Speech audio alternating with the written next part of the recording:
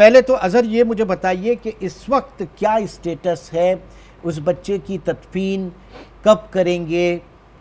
کیا ایشورنس اس وقت پولیس کی طرف سے ہائی اپس کی طرف سے دی گئی ہے؟ یہ مجھے بتائیے پہلے۔ بسم اللہ الرحمن الرحیم، بہت شکریہ آپ کا اور سارے میڈیا کے دوستوں کا،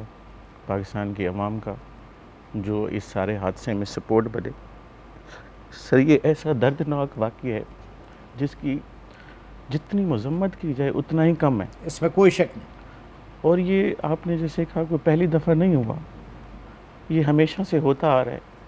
لیکن اس بچے کے ساتھ جو ظلم اور جبر ہوا، ایسا میں سمجھتا ہوں کہ پاکستانی انسانیت کی تاریخ میں نہیں ہوا ہوگا۔ ایسا بچہ معصوم جو ابھی اسکول جا رہا تھا، اپنے گھر میں سب سے بڑا تھا، وہاں ایسی انہونی آتی ہے کہ اچانک سیلاب آتا ہے، سب کچھ تہس نہس ہو جاتا ہے، گھر ختم ہو جاتے ہیں، فصلیں ڈوب جاتے ہیں، وہ معصوم بچہ، وہ فیملی اپنی جان بچا کے بھاگتے ہیں، اور اس وقت تک وہ کیمپ میں رہ رہے ہیں، روڈ پہ رہ رہے ہیں، کبھی کس گھر کبھی کس گھر، کبھی کون مدد کرتا ہے کبھی کون مدد کرتا ہے۔ وہ بچہ خواب لے کے سندھ دھرتی کراچی آیا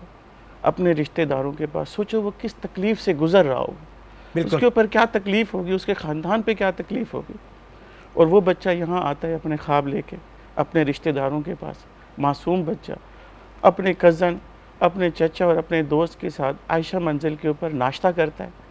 ناشتہ کر کے وہ ویڈیو بنا رہا ہے۔ آج کل یہ کون سا گناہ ہو گیا کہ ویڈیو بنانا، ہر کوئی بناتا ہے، اور اچانک وہاں 8-10 لوگ آتے ہیں جو کہ پتہ ہی نہیں چلتا کہ یہ پولیس والے ہیں، کون نہیں ہیں، سادہ لباس میں تھے، سادہ لباس میں، اور ساتھ میں 2 بندے تھے موٹر سائیکل پہ جو پولیس میں تھے، تو پتہ یہ چلا کہ یہ پولیس والے ہیں،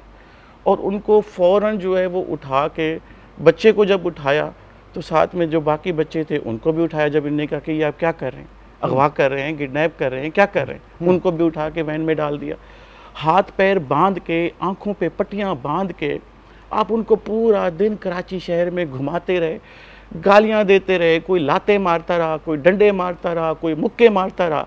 اور آپ کو ترس ہی نہیں آیا، اور پھر جب آپ اس کو تھانے لے کے گئے، اور تھانے میں آپ نے 3 کو الگ کر دیا، اس معصوم بچے کو الگ کر دیا، کیوں؟